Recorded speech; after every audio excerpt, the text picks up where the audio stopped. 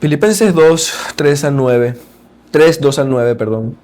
Perdiendo todo para ganar a Cristo. Amados hermanos, los judaizantes fueron uno de los grupos más peligrosos para la iglesia cristiana del primer siglo. Se les llamaba judaizantes porque muchos de ellos eran cristianos o judíos que habían llegado al cristianismo, judíos cristianos que exigían a los cristianos gentiles, o sea, que no eran judíos, les exigían volverse judíos para poder ser salvos. Por eso se les llamaba judaizantes, porque querían volver judíos a los cristianos gentiles, judaizantes. Estos judíos cristianos, muchos de ellos eran falsos. Muchos de ellos se hacían pasar como cristianos judíos, no pudiéramos decir que todos, pero muchos de ellos sí lo hacían. Y este movimiento causó muchos dolores de cabeza y muchos problemas, amados hermanos, porque enseñaban que si los cristianos gentiles no se circuncidaban, no guardaban las leyes y las tradiciones judías, no podían ser salvos. Aunque a sus propios ojos estos judaizantes parecían celosos o eran celosos y parecían que estaban siendo agradables a los ojos de Dios, la verdad es que la doctrina de los judaizantes, hermanos, era muy peligrosa, porque atacaba el fundamento de la fe cristiana. Atacaba el fundamento de la fe cristiana. La salvación solo por la fe en Jesucristo. No es necesario ningún otro requisito según la Escritura para que ningún hombre en la tierra pueda ser salvo, además de la fe en Jesucristo. No es necesario volverse judío. No es necesario guardar ninguna ley para nosotros poder ser salvos delante de Dios. Porque partimos del hecho de que ninguno de nosotros es suficiente y solo Cristo es suficiente para darnos esta salvación. Como dice también el apóstol Pablo, no por obras para que nadie se gloríe. Sin embargo, para los judaizantes, la fe no era suficiente. La gracia no era suficiente. Y lo peor, que es fue el punto más peligroso, Cristo no era suficiente. Porque si un cristiano gentil, ha creído en Cristo, aunque no tenga todas las leyes judías, no necesita nada más, amados hermanos, para poder ser salvo. Porque ya tiene a Cristo, porque Cristo es suficiente para la salvación. Pero los judaizantes decían, Cristo no es suficiente garantía de salvación si vosotros no circuncidáis y guardáis la ley de Moisés. No podéis ser salvos. Grave error. Y el apóstol Pablo, hermanos, en este pasaje, tiene en mente, aunque no dice el nombre judaizante, tiene en mente a los judaizantes, hermanos. Y está exhortando y animando y advirtiendo a los hermanos de Filipo a cuidarse de los judaizantes y de las doctrinas tan perniciosas que estos hombres estaban promoviendo en la iglesia. Nosotros hoy, la mayoría, realmente no tenemos judaizantes. No es un problema que, digamos, esté presente en la mayoría de las iglesias, aunque sí hay iglesias cristianas que tienen la tendencia a querer volver a los cristianos judíos, pero ese no es nuestro caso, ¿no? Sin embargo, aunque dentro de nosotros no tengamos judaizantes, todos nosotros sí tenemos la tendencia a querer gloriarnos en nuestras obras, a creernos, a ser arrogantes, a tener autoconfianza y vanagloriarnos en nuestros propios méritos. Y estos son pecados que siempre están presentes en la iglesia de Cristo. Estos son pecados que siempre están en la iglesia de Cristo. Y es que, digamos, la esencia y el problema de la doctrina de los judaizantes, su corazón, precisamente era el orgullo, la arrogancia, la autoconfianza y la vanagloria. De modo que aunque no tenemos judaizantes, sí tenemos los mismos pecados que tiene el espíritu de los judaizantes. O pudiéramos decir que en la iglesia de Cristo puede estar el espíritu de los judaizantes.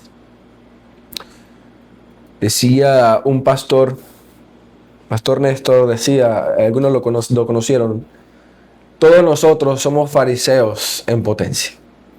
Y pudiéramos decir también, todos nosotros somos judaizantes en potencia. Porque a todos nos agrada que nos reconozcan lo que hacemos o lo que somos. Porque el hombre en su pecado le gustan los méritos, le gustan su propio mérito, ganarse las cosas por sí mismo. Por tanto, hermanos,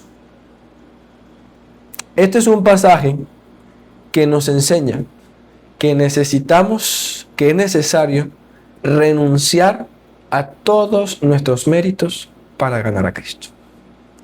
Es necesario renunciar a todos nuestros méritos para ganar a Cristo.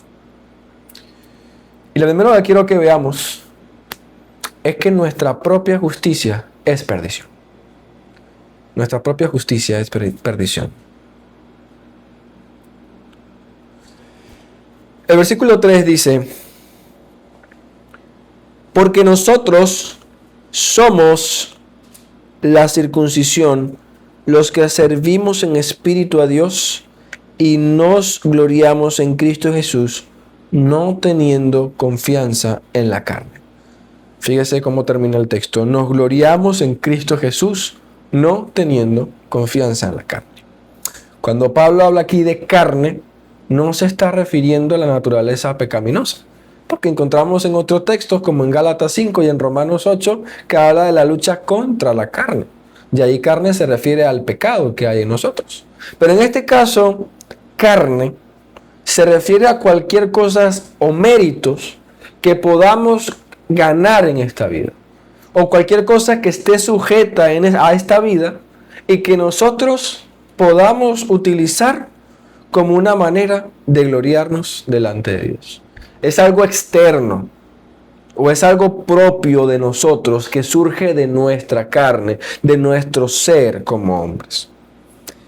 Puede referirse a la moralidad, puede referirse a las riquezas, puede referirse a los logros, puede referirse a las metas, puede referirse al conocimiento, puede referirse a los lujos, puede referirse a cualquier cosa externa y perteneciente a esta vida. En ese sentido se utiliza carne. Los judaizantes, ¿en qué confiaban? Y los judaizantes confiaban en su carne, en la circuncisión, que era hecha en su carne, en su nacionalidad, de dónde provenían, en su conocimiento y en su obediencia de la ley y en su celo por guardar la ley. Ellos se gloriaban en estas cosas. Eran las cosas que más apreciaban, porque era una forma en la cual ellos decían: estos son mis méritos y esto es lo que me hace mejor, digamos, delante de Dios y delante de los hombres. Su pensamiento era que Dios los iba a salvar porque ellos tenían todas estas cosas. Y en ese sentido, ahí donde vemos el orgullo y la arrogancia. Porque si la nacionalidad, si un rito externo o si un mérito nos hace mejor que nuestro hermano, entonces hay de alguna manera es como si hubiese favoritismo. Pero cuando solo uno es la causa por la cual todos podemos ser salvos, ninguno de nosotros, ninguno es mayor que otro. Pero ellos se creían mejores que sus hermanos gentiles. Sin embargo, fíjense el énfasis del apóstol Pablo. Nos gloriamos en Cristo Jesús, no teniendo confianza en la carne. Es decir, los creyentes no actúan como ellos. Los verdaderos creyentes no ponen su confianza en sus méritos, ponen su confianza en Cristo Jesús. Y no ponen su confianza en ninguna cosa que pueda convertirse en un mérito o en una razón para ganarnos la salvación de Dios, sea lo que sea, sea lo que sea. Y es que, hermanos, nuestros méritos son inútiles delante de Dios. Nuestros méritos son inútiles delante de Dios. Quiero que noten cómo el versículo 7 y 8 repiten explícitamente con un mismo término que nuestros méritos son pérdida. Y luego termina con la cereza del pastel, englobando lo que son realmente nuestros méritos. Dice versículos 7 y 8, pero las cosas que para mí eran ganancia, las he tenido por pérdida por causa de Cristo. Y ciertamente aún tengo las cosas como pérdida por la excelencia del conocimiento de Cristo Jesús, mi Señor, por quien lo he perdido todo. Y luego la cereza del pastel, y lo tengo por estiércol para ganar a Cristo. Pablo llama a nuestros méritos estiércol porque no valen nada delante de Dios. Es más, no solamente es que no valen nada, sino que son desagradables. Porque una cosa es que algo sea que no tenga ningún valor. Digamos, una hoja de papel o un retazo de papel que nos quedó de algo. Es algo que es basura, pero no necesariamente es desagradable. El estiércol no solamente no tiene valor, es desagradable. Y esa es la idea. Para Dios, nuestras obras, nuestros méritos son como estiércol.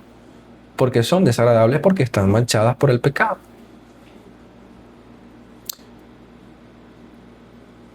Dice Gálatas 2:16, acompáñenme, hermanos.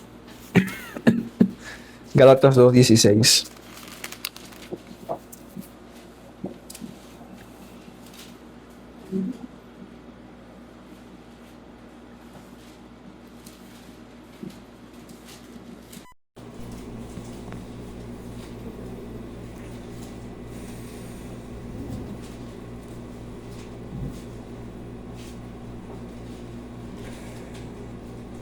Gálatas 2:16 dice, sabiendo que el hombre no es justificado por las obras de la ley, sino por la fe de Jesucristo, nosotros también hemos creído en Jesucristo para ser justificados por la fe de Cristo y no por las obras de la ley, por cuanto por las obras de la ley ninguna carne será justificada. Aunque aquí carne se usa en otro sentido, carne aquí se refiere a ser humano. Ningún ser humano, no quiere decir, ningún ser humano será justificado por las obras de la ley. Es decir, ningún ser humano, Dios no aceptará ningún mérito como razón para salvar a las personas. O sea, nuestras obras, porque cuando habla de las obras de la ley, se refiere a nuestros esfuerzos para obedecer y para agradar a Dios. Ningún esfuerzo, ninguna cosa, digamos, buena que hagamos es suficiente para que Dios nos salve. ¿Por qué, hermanos? Porque podemos ponerlo con la siguiente ilustración. Nuestros pecados, lejos de ser un salario, así lo compara la Escritura, un salario, como si Dios tuviera que pagarnos algo, más bien nuestros pecados son como una deuda delante de Dios. ¿Sí? Nuestros pecados nos han generado una deuda delante de Dios. Y para nosotros poder ser salvos, esa deuda tiene que ser pagada. Ahora la pregunta es, ¿cómo la pagamos? ¿Tenemos los recursos para pagarlos? Pues nuestras obras no son suficientes para pagar esa deuda que tenemos. ¿Usted se imagina a un hombre pagando su hipoteca con latas que encontró en la basura? Suena descabellado, ¿verdad? Suena absurdo incluso. ¿O se imagina usted a un criminal pagando su fianza con chapas de refresco? Suena absurdo, ¿verdad? Imaginen llegando a alguien con una bolsa de chapas de refresco, el juez se le va a reír en su cara. No tiene ningún valor. Y esas chapas pueden ser coleccionables, Y pueden tener miles y miles de chapas, bolsas gigantes de chapas y de latas, pero no importan cuántas seas, no tienen ningún valor delante de ellos. Y es simple, hermanos. Una deuda no puede pagarse con basura. Una deuda no puede pagarse con basura. Y menos con estiércol. Menos con estiércol. Hermanos, nuestra deuda con Dios por nuestros pecados es inmensa. Es inmensa. Se compara a deudas multimillonarias. Dice, cuando habla la parábola de los dos deudores, en Mateo 18, habla de que se debía 10.000 talentos. 10.000 talentos son miles de millones de dólares a lo equivalente, ¿no? Ninguna persona realmente los tiene. Y esa es la idea, ¿no? Son montos que ni siquiera grandes emperadores podían tener en un año. Eran montos inmensos. Inmensos. Y por esa razón, hermanos, es que no podemos confiar en nuestras obras, sino que tenemos que renunciar a ellas. Tenemos que renunciar a nuestros méritos. Y fíjense cómo ahora el apóstol Pablo procede a animarnos, para que nosotros sigamos su ejemplo, renunciando nosotros también a esos méritos. Renunciando también nosotros a esos méritos.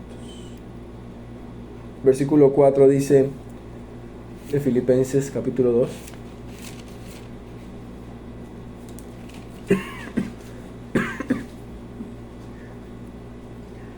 Capítulo 3, perdón. Capítulo 3, versículo 4.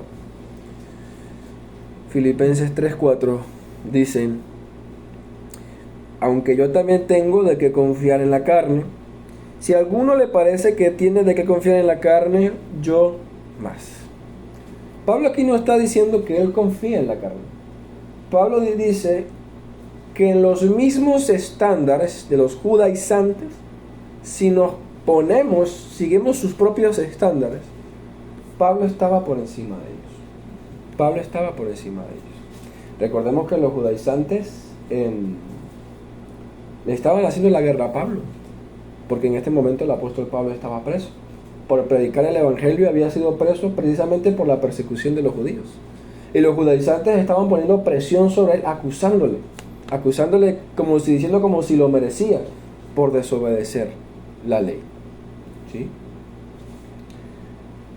De alguna manera los judaizantes menospreciaron a Pablo, como queriendo decir, este no cumple nuestros estándares, esto no cumple los estándares que Dios demanda. Pero a ciencia cierta, el mismo apóstol Pablo dice, si habláramos de méritos, si habláramos de justicias propias, yo los sobrepaso a todos ustedes. Yo voy por encima de muchos. Y ahora comienza a dar una lista de los propios méritos que el apóstol Pablo tenía.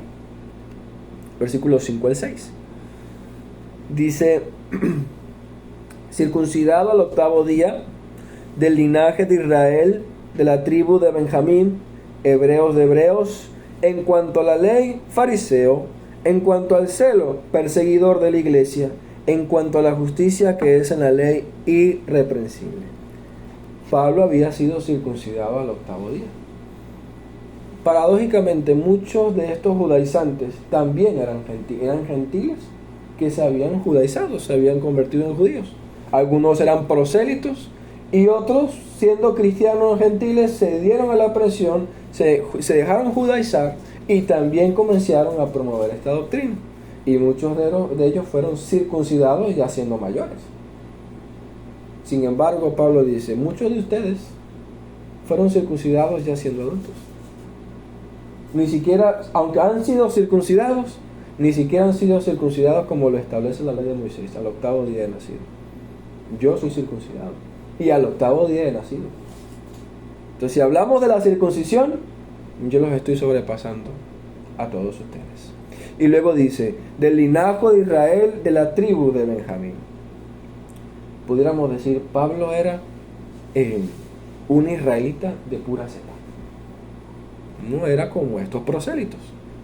Y muchos judíos, como fue el caso de Timoteo, sus padres venían de un matrimonio mixto. Judíos que se habían casado con gentiles.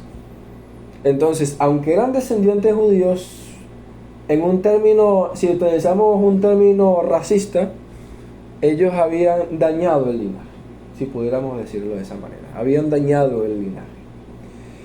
Ellos se gloriaban de que eran del linaje de Israel, de la tribu de Benjamín. Disculpen, decían que eran del pueblo de Israel, pero venían de matrimonios mixtos. O muchos de ellos ni siquiera eran judíos de nacimiento, eran prosélitos. Pero Pablo era un israelita de pura cepa.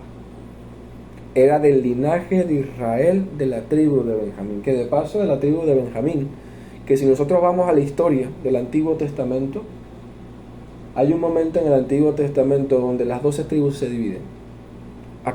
Y esa división se divide, el reino de Israel se divide en dos. Queda el reino en el norte, con 10 tribus, y luego queda el reino del sur con 2 o 3 tribus. Pero las que permanecieron principalmente fueron la tribu de Judá y la tribu de Benjamín. Había también levitas y había también de la media tribu de Manasés, si no mal recuerdo. Pero Benjamín, junto con la tierra de Judá, fueron los que habían permanecido fieles, a pesar de todo. Y luego fueron los que también participaron de la restauración cuando ellos volvieron del cautiverio de Babilonia. Así que históricamente, en la historia bíblica, la tribu de Benjamín, junto con la tribu de Judá, había sido de las tribus más fieles al Señor. Y él era descendiente de la tribu de Benjamín. Luego dice, hebreos de hebreos. Hebreos de hebreos. Pablo no solamente era un judío común y corriente. Y vamos a leer la carta a los Gálatas nuevamente. Él dice explícitamente en la carta a los Gálatas que en comparación a los judíos, él era mejor.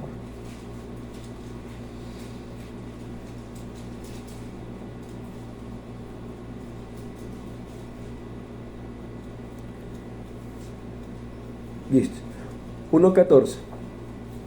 Gálatas 1.14.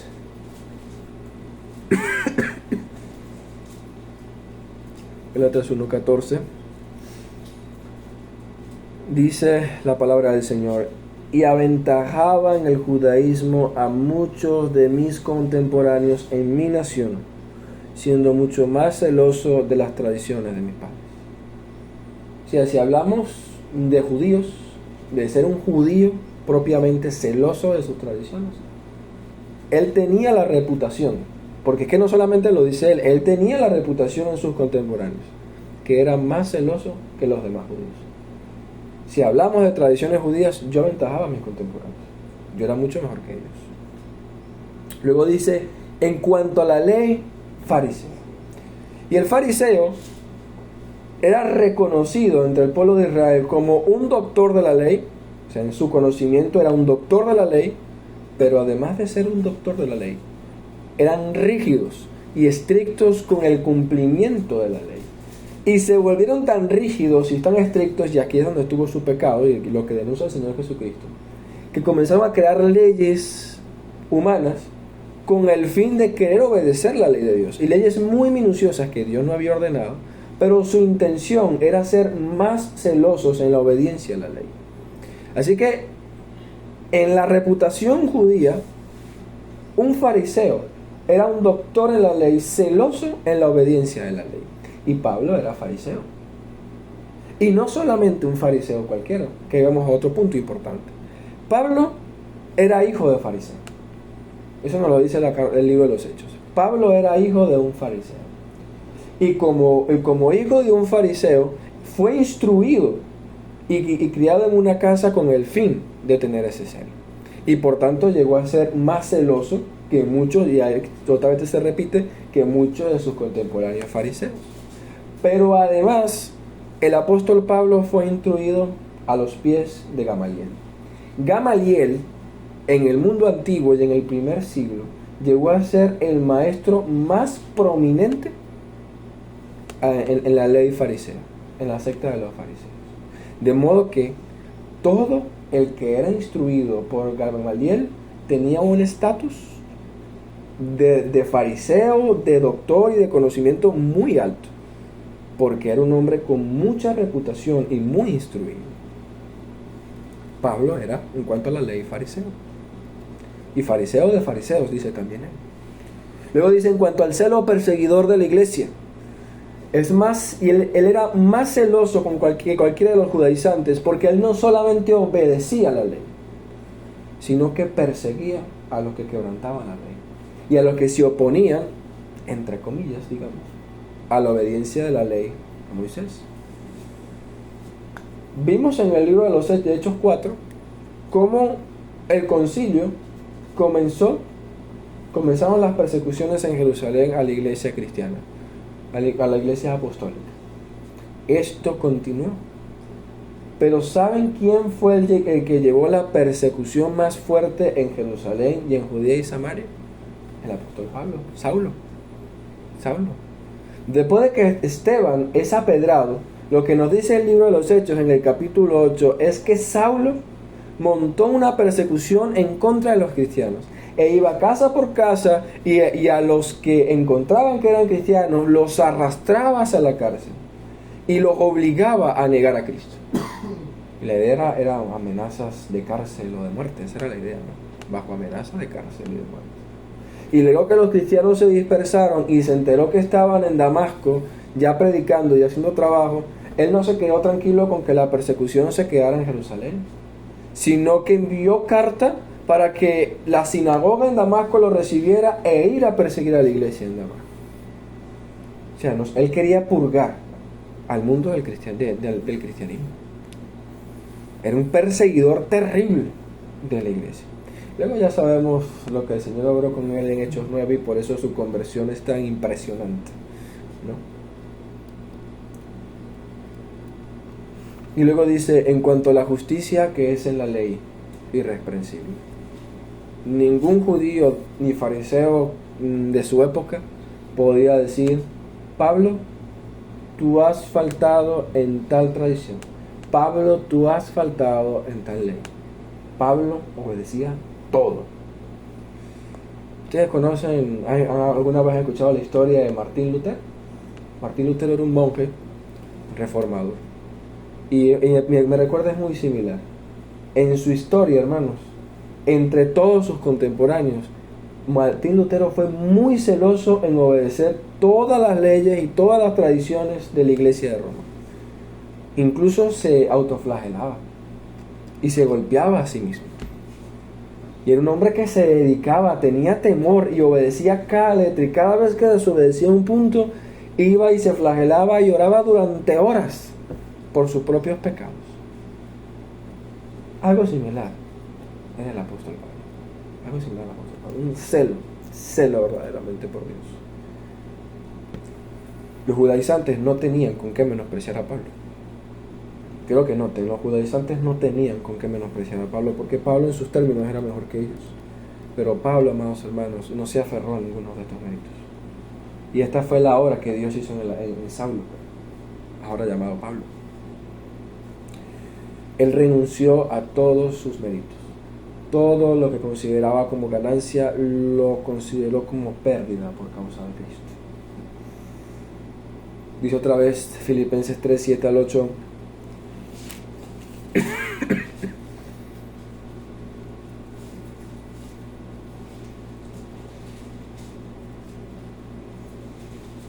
Pero las cosas que para mí eran ganancia, las he tenido por pérdida por causa de Cristo, y ciertamente aún tengo todas las cosas como pérdida, por la excelencia del conocimiento de Cristo Jesús, mi Señor, por quien lo he perdido todo y lo tengo por estiércol, para ganar a Cristo. Para ganar a Cristo. Hermanos, y este es el ejemplo que el apóstol Pablo nos ha dejado a todos nosotros. Si él, teniendo todos esos méritos, el Señor obró en él y reconoció, no son suficientes delante de ellos, ¿qué seremos de nosotros, hermanos? Porque ninguno de nosotros es un Saulo, digamos, actualmente. Ni siquiera nosotros podemos llegar a estos estándares. ¿Cómo será entonces de nosotros? Si ni siquiera Saulo, el fariseo, el perseguidor de la iglesia, llegó a cumplir los estándares y eran suficientes, ¿qué será de nosotros, hermanos? Hermanos, si es un llamado de parte de Dios a que renunciemos a nuestros méritos, renunciemos a nuestra autoconfianza. No se trata de que yo hago o yo no hago. No se trata de que yo soy mejor y él es peor. No se trata de que yo leo más la Biblia y mi hermano no lee más la Biblia. De eso no se trata, hermanos. Nosotros no somos mejores y demos gracias a Dios si damos fruto abundante. Es una razón para dar gracias, pero no para gloriarnos, no para confiar en estas cosas, no para creernos mejores que nuestros hermanos. No es cuánto hacemos, cuánto obedecemos, cuánto conocemos. Eso no es lo que nos gana nuestra salvación, es Cristo. Cristo es el único que puede ganarnos nuestra salvación. Entonces, quiero preguntarte, hermano, ¿qué son para ti ganancias? ¿Qué es para ti ganancia? ¿A qué te aferras? ¿O a qué te apegas? Digamos, ¿con qué te defiendes delante de Dios o delante de los hombres? Tus obras, tu conocimiento, tu justicia, tu carrera, tu familia, digamos, tu dedicación al hogar, al trabajo, a los estudios, tu casa, tu crianza, tu profesión, tu dinero, en suma, tu vida. ¿A qué te aferras? Pues sea cual sea la cosa a la que te aferres, renuncia a estas cosas, hermano. No te aferres a ellas. No son méritos suficientes. Confía solamente en nuestro Señor Jesucristo. Una de las 5 solas es solo Cristo. Porque solo Cristo es donde debe estar nuestra confianza. Partamos los méritos. No lo queremos más porque son basura. Quienes andan detrás de méritos, miren como los compara el apóstol Pedro en el versículo, dice, guardaos de los perros. ¿Saben por qué le dice perro a los judaizantes? Los perros son carroñeros. Y todos sabemos que los perros son uno de los pocos animales que comen su propio estiércol, ¿no? Y los perros comen basura. ¿Y de qué andaban detrás los judaizantes? De sus méritos. Y sus méritos eran estiércol y basura. Se comportaban como perros. Por eso les dicen los perros. Perros de la circuncisión. Andan detrás de su propio estiércol, sus propias obras. Pero nosotros no, hermanos. Nosotros confiamos en nuestro Señor Jesucristo, quien es el que nos ha redimido. Y ahora quiero entonces irnos al segundo punto, y es la justicia de nuestro Señor Jesucristo es perdición. Nuestras obras son perdición, pero la justicia de Dios en Cristo es salvación. Es salvación. Dice el versículo 9: y ser hallado en él, no teniendo mi justicia que es por la ley, sino la que es por la fe de Cristo, la justicia que es de Dios por la fe. ¿A qué se está refiriendo aquí con justicia? ¿Sí? Justicia se refiere a cómo Dios va a perdonarnos. Tenemos que tener en cuenta, nuevamente pongámonos en que estamos frente a un estrado, ¿sí? Y Dios va a juzgarnos. Y Dios nos dice, bueno, estos son todos vuestros delitos. Aquí están. ¿Cómo piensas librarte de esto? Usted puede alegar en una defensa, en un juicio, una persona puede decir, ¿qué es lo que hace el abogado? Defiende la inocencia del que es acusado, ¿verdad? Eso es lo que hace el abogado. Pero ¿cómo se va a defender nuestra inocencia que si no somos inocentes? Estamos delante de un juez y estamos siendo juzgados ya partiendo del hecho de que el juez conoce todos nuestros delitos y que el abogado que nos defiende también conoce todos nuestros delitos.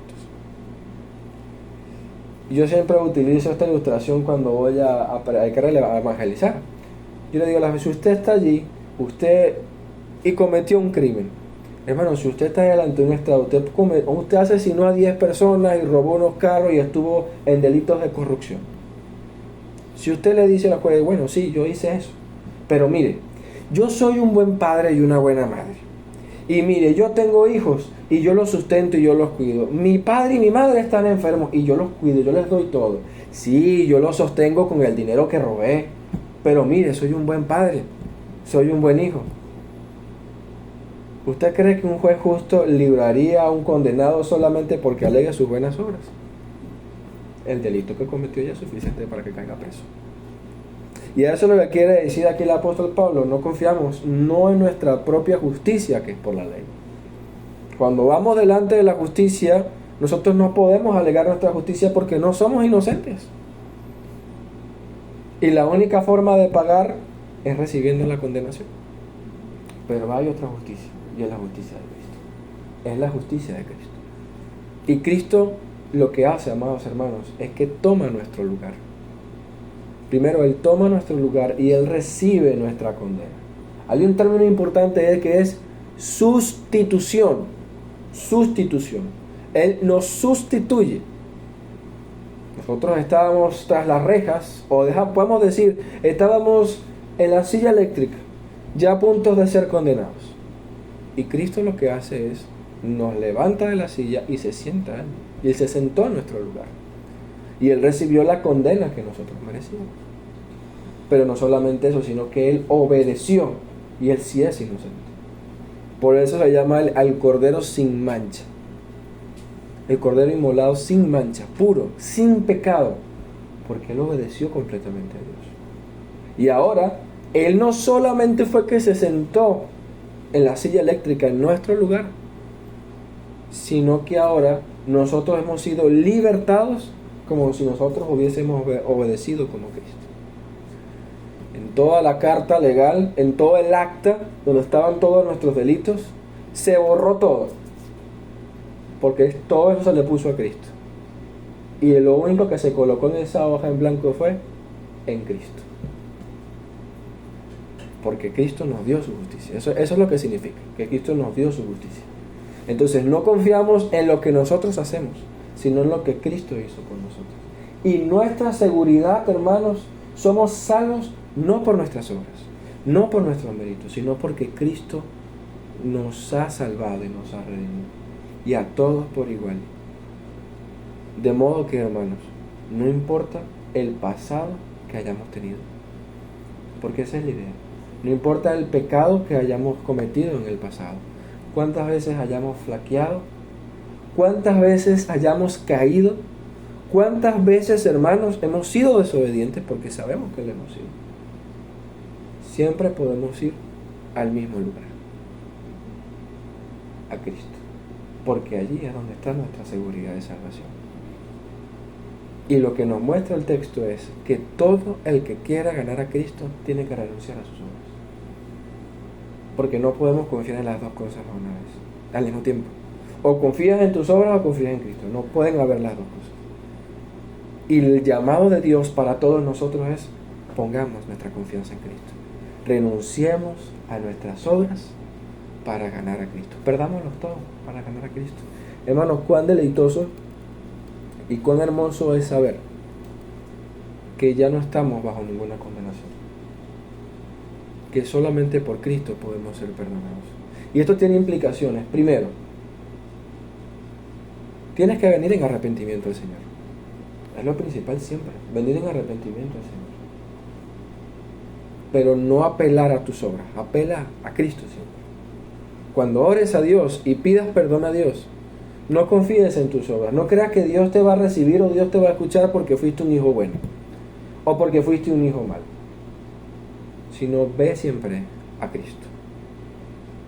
Pero también, hermanos, esto tiene implicaciones para los unos con los otros. No somos mejores unos que otros. Ciertamente nosotros podemos, como cristianos podemos compararnos siempre, pero las comparaciones no deberían estar presentes entre nosotros, o por lo menos no con este fin, no con este fin, no con el fin de gloriarnos y de creernos mejores unos que otros, porque ninguno de nosotros es mejor que otro. Todos estamos por naturaleza bajo la misma condena, tenemos la misma vestimenta de reos, pero Cristo es el que nos ha redimido a todos. Tampoco dejemos, hermanos, tampoco nos dejemos influenciar por las doctrinas humanas y por las religiones falsas, porque una particularidad de las religiones falsas es que ponen su énfasis en las obras. Lo que tú haces ¿Cuánto tiempo oras? ¿Cuánto tiempo rezas? ¿Cuántos sacrificios haces? ¿Cuántos ritos cumples? Y todas las religiones son así. Todas. Todas. El Islam, el budismo, el catolicismo romano, todos son similares. Lo que tú hagas es lo que te da a ti la razón para tu confiar en Dios, para tu ser salvo. Yo obedecí, yo fui a la iglesia, yo recé tantas cosas, yo me incliné tantas veces, yo me arrodillé y caminé hasta el templo de esta manera, me sacrifiqué, me autoflagelé, o como pasó el miércoles, me puse la ceniza en la frente. Eso es confianza en la carne. Nosotros no tenemos ya confianza en estas cosas. Y no dejemos que ninguna religión falsa, ni tampoco el humanismo, que aunque quizás no es religioso, el humanismo que sostienen los hombres es: confía en lo que tú eres, en tu poder, empodérate, en tus capacidades, en tus fuerzas. Tú eres un hombre y una mujer fuerte que todo lo puedes hacer. Y nos hacen poner nuestra confianza en nosotros mismos. Pero nuestra confianza tiene que estar en Cristo, ¿no? Renunciando a todo, hermanos, para poder ganar a Cristo. Que el Señor nos ayude, que el Señor nos ayude, y que aprendamos a deleitarnos, hermanos, en esta hermosura y a valorar en esta hermosura que el Padre nos ha entregado. Amén.